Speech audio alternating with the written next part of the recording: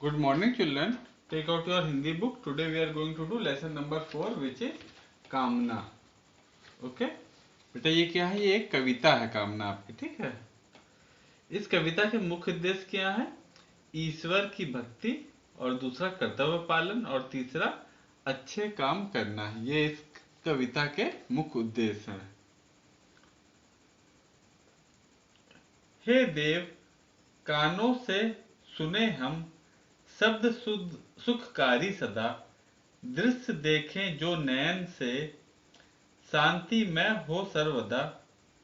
हम कर्म करें उत्तम करों से मान के भागी बने, हम देश का हित साधने में पूर्ण ही त्यागी बने। मन में रहे सद्भावना यह सब सुखी होवे सदा, हो रोग शोक नहीं कहीं पर नष्ट हो सब आपदा। विश्वेश्वर तू ऐसी कृपा कर छोड़ दे हम द्वेष को, मिलकर रहें हम सब परस्पर दूर रखें कलेश को।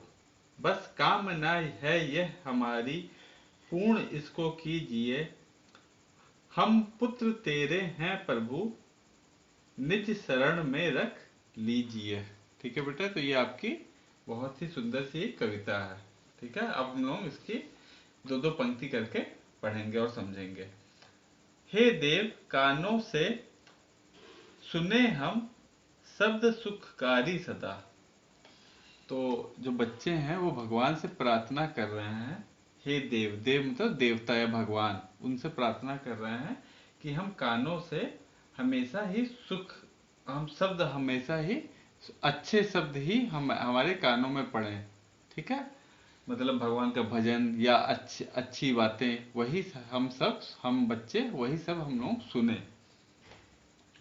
दृश्य देखें जो नयन से शांति में हो सर्वदा, और हमारी आंखें वही सब देखें या हमारी आंखों से उसी सब का दर्शन हो जो कि अच्छी हो।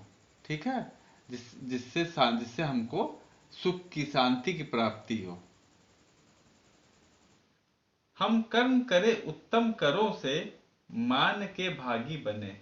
तो इसमें क्या है बेटा, हम कर्म करें उत्तम करों से, हम वो काम करें, करों से मतलब अपने हाथों से, हम अपने हाथों से हम वो कर्म करें, वो काम करें, मान के भागी बने। मान के भागी बने मतलब हमारा सम्मान हो, हमारी इज्जत हो। हम ऐसा कार्य करें जिससे हमारा मान बढ़े। ठीक है, हम इज्जत के हकदार हों, हम ऐसा अपने हाथों से कार्य करें। हम देश का हित साधने में पूर्ण ही त्यागी बने। अच्छा, और हम अपने देश के लिए, अगर हमारे देश को कुछ जरूरत पड़ जाए हमसे, तो हम पूर्ण ही त्यागी बने। तो उसके लिए हम मतलब कुछ भी कर सकते हैं। हमें चाहे उसके लिए, अपने देश का हित साधने के लिए हमें चाहे कुछ भी करना पड़ जाए, चाहे जितना भी त्याग बलिदान हमको देना पड़ जाए, उसके लिए भी हम तैयार रहें। ठीक है, मन में रहे सद्भावना ये सब सुखी होवे सदा, और हमारे मन में यह भावना रहे। तो जब भावना अच्छी होती है, हमारे मन में अच्छा विचार होता है, तो उसे हम लोग क्या कहते हैं? सद्भावना। ठीक है, तो हमारे मन में यह अच्छा विचार रहे कि जो भी लोग हैं सब सुखी रहें। ये इस टाइप के विचार ना रहे कि किसी के प्रति हमारे लिए वो जलन रहे। ठीक है, वो सब चीज ना रहे। हमारे मन में ये रहे कि सब कोई सुखी रहे।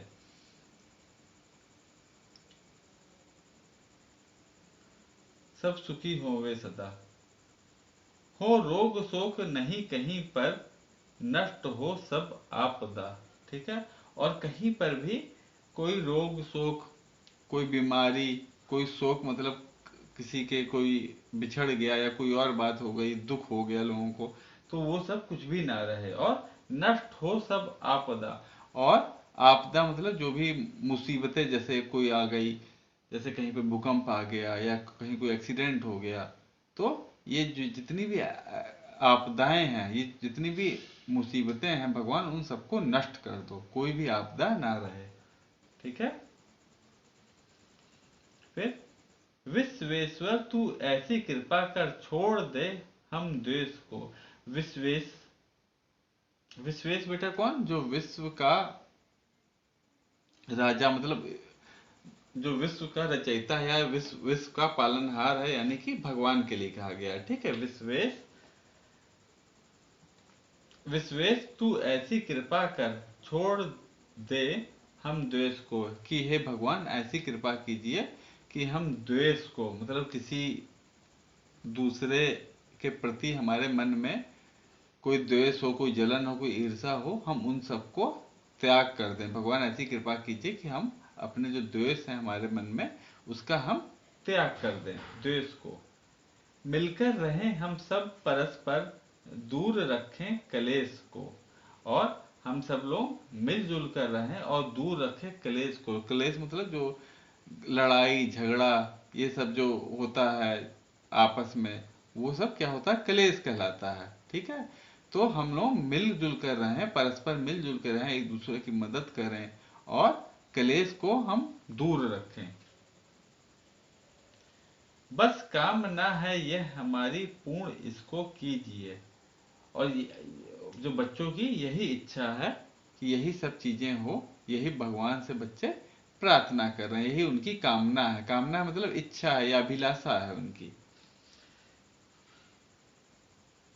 हम पुत्र तेरे हैं प्रभु, निज शरण में रख लीजिए। और हे प्रभु, हम आपके पुत्र हैं, आपकी संतान हैं, और हमको अपनी शरण में, अपने पास, अपनी शरण में, अपने पास में हमको जगह दीजिए। ठीक है, तो ये बहुत ही सुंदर आपकी पोएम थी, इसको लर्न कीजिएगा, बहुत बढ़िया पोएम थी ना।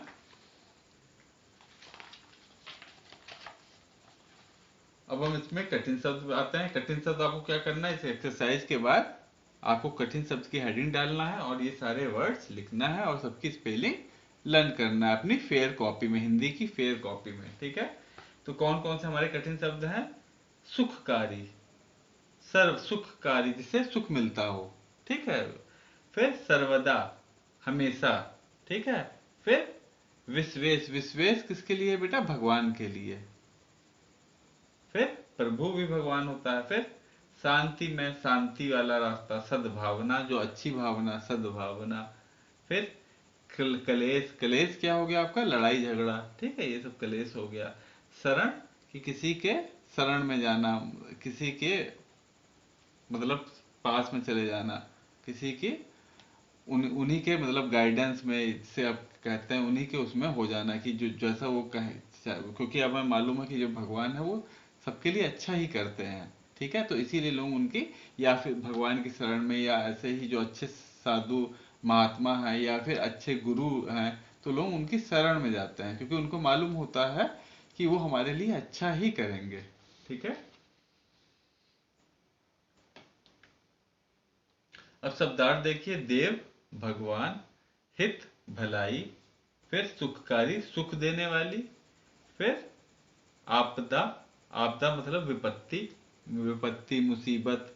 ठीक है, फिर निज, निज मतलब प्रतिदिन, फिर सद्भावना, अच्छी भावना, फिर शांति में, शांति देने वाली, फिर विश्वेश, विश्व का स्वामी। ठीक है, विश्वेश मतलब विश्व का स्वामी, यानी कि भगवान। फिर हम प्रश्नमाला पे आते हैं।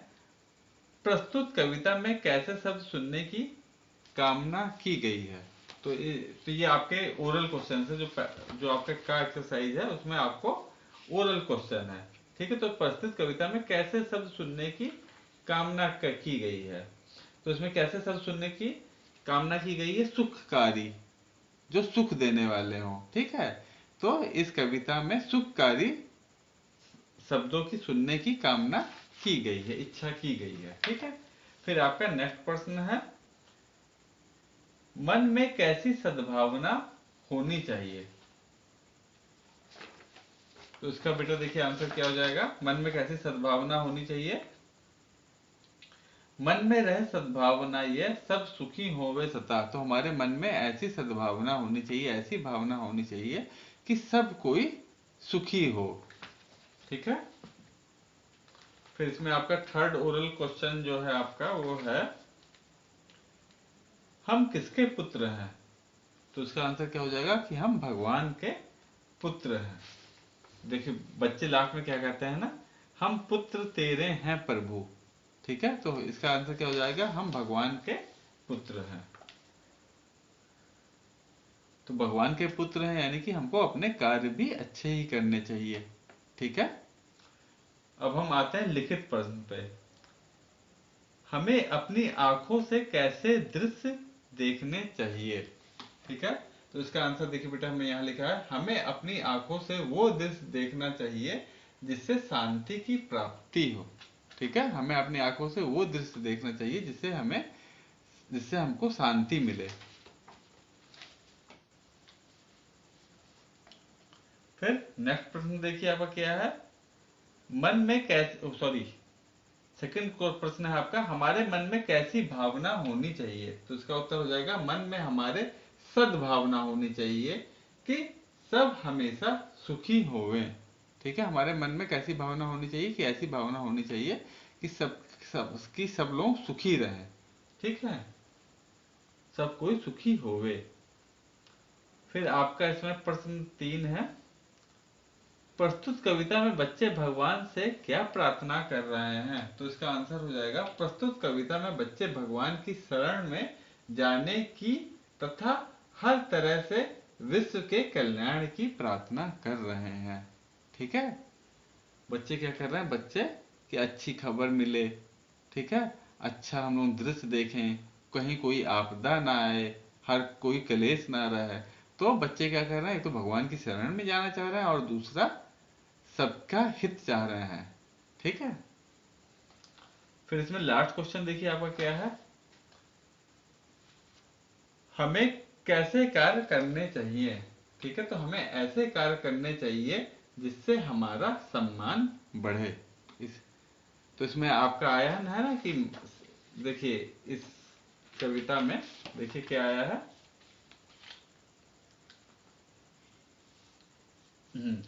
हम कार्य करें उत्तम करों से मान के भागी बने। हम ऐसे कार्य करें जिससे हमारा मान बढ़े, सम्मान बढ़े।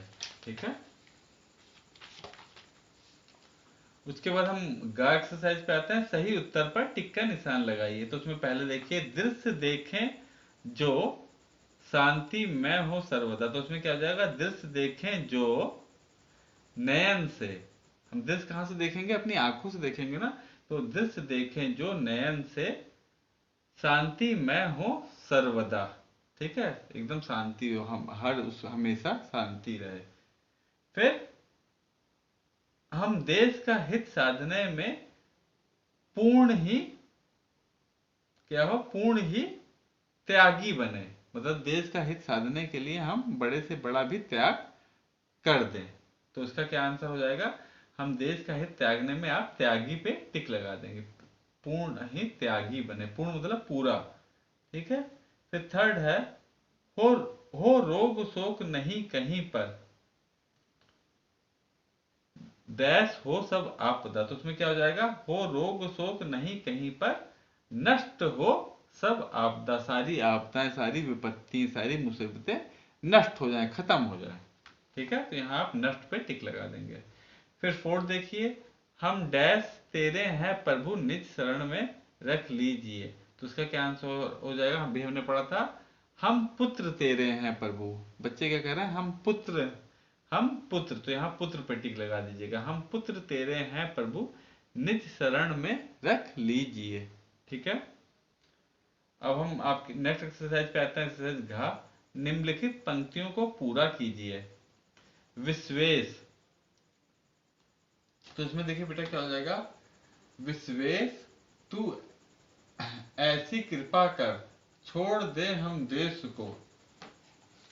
देखिए यहां से लिया गया है ये आपके,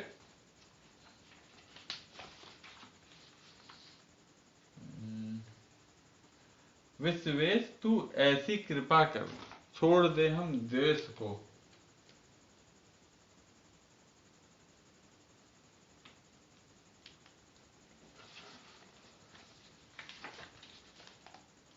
छोड़ दे हम देश को, मिलकर रहें हम सब परस्पर, दूर रखें कलेश को। ठीक है, तो जो वर्ड्स बेटा इसमें जो ब्लैंक है उनको आप फिल कर दीजिएगा। ठीक है,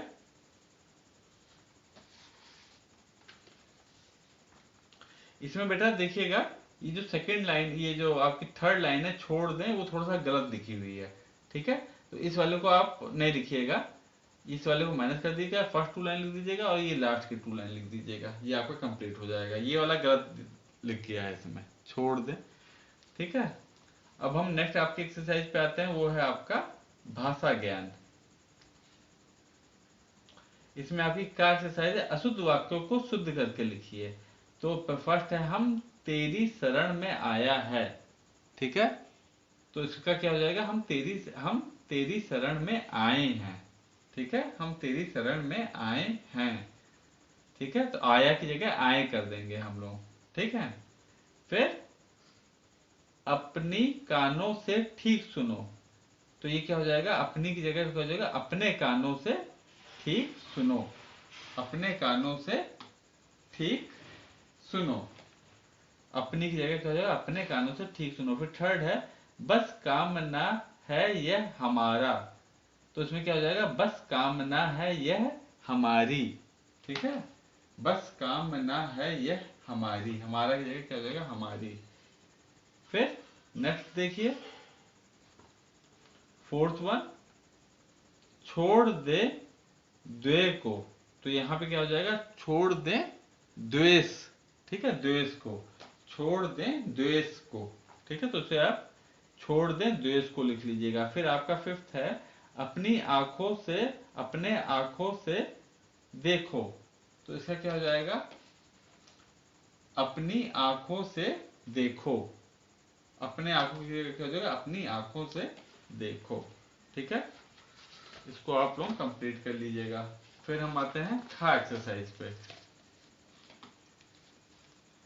पर्यायवाची शब्द लिखिए, इसमें आपको इन 3 शब्द दिए, इनके आपको 2-2 पर्यायवाची मतलब सेम मीनिंग वाले वर्ड्स लिखने हैं, जिनका कि सेम मीनिंग हो। तो इसमें फर्स्ट देखिए क्या है, नैन, तो नैन के क्या हो जाएगा, आंख, नेत्र, ये सब क्या है, नैन, नैन मतलब हमारी आंखें, नैन, लोचन, आंख, नेत्र, ठीक है। फिर सेकंड देखिए क्या है, आपदा, आपदा मतलब कोई संकट, मुसीबत हो, कोई आफत आ गई हो, कोई विपत्ति, ठीक है। तो इसमें हमने देखिए लिख दिया मुसीबत और आफत। फिर थर्ड देखिए, थर्ड है आपका पुत्र, पुत्र मतलब आपका जो बेटा, या फिर पूत भी कहते हैं बेटे को ना, पूत, पुत्र या पूत या औलाद या संतान, ठीक है। तो ये आप लिख लीजिएगा। फिर हम आते हैं गा एक्सरसाइज पे। गा एक्सरसाइज में है, नीचे दिए गए शब्दों का वर्ण विच्छेद कीजिए, ठीक है, आपको उनको तोड़ तोड़ के लिखना है, उनका स्वर व्यंजन अलग अलग करके लिखना है, ठीक है। तो उसमें वर्ण विच्छेद में पहले देखिए क्या है, फर्स्ट है आपका सुखकारी, तो सुखकारी को ऐसे करेंगे आप, सा पे हलन लगाएंगे, प्लस यहाँ पे छोटे ऊ की मात्रा आ रही है तो यहाँ पे छोटा ऊ, प्लस ख, फिर प्लस ख के साथ अगर कोई भी मात्रा नहीं हो तो भी हम छोटा आ की मात्रा को ऐड करेंगे, ठीक है, खा प्लस आ। तो खा पे हलंत लगाएंगे, खा के साथ कोई मात्रा नहीं है तो उसके बाद हम क्या लिखेंगे, खा प्लस आ। फिर का पे हलन लगाएंगे, फिर प्लस का के साथ कौन सी मात्रा है, बड़े आ की, तो का प्लस बड़ा आ। फिर री, तो पहले रा लिखेंगे, हलन लगाएंगे, फिर रा पे कौन सी मात्रा है, बड़ी ई की प्लस बड़ी ई। तो क्या हो गया, ये सुखकारी का संधि वर्ण विच्छेद हो गया, सॉरी, है। फिर नेक्स्ट देखिए आपका वर्ण विच्छेद में क्या है, नयन, तो नयन कैसे लिखेंगे, ना में हलन लगाएंगे, फिर ना के साथ छोटा आ, फिर प्लस या पे हलन, फिर प्लस आ, फिर ना में हलन प्लस आ। तो ये क्या हो गया, नयन का वर्ण विच्छेद। फिर आपदा, ठीक है, आपदा में देखिए इसमें क्या है आपका जो बड़ा आ है ना, तो इसको आप जब ये मात्रा वाले जो शब्द हैं वो आएंगे तो आप उसको एज इट इज लिख लेंगे। जैसे ये बड़ा आ आया है तो यहाँ पे आप केवल बड़ा आ ही सीधे सीधे लिख देंगे, ठीक है। फिर पा में हलंत लगाएंगे, ठीक है। फिर प्लस आ, फिर प्लस दा में हलंत, फिर प्लस दा के साथ आ की मात्रा थी तो प्लस बड़ा आ, तो क्या हो गया, आपदा, ठीक है। और फिर हम आते हैं नेक्स्ट एक्सरसाइज पे, एक्सरसाइज घ। उसमें क्या करना है, अनेक शब्दों के लिए शब्द लिखिए। ठीक है, तो इसमें दो तीन शब्द हैं, उनके लिए आपको कोई एक सुटेबल वर्ड, एक सही शब्द का चुनाव करना है। ठीक है, तो पहला है अच्छी भावना।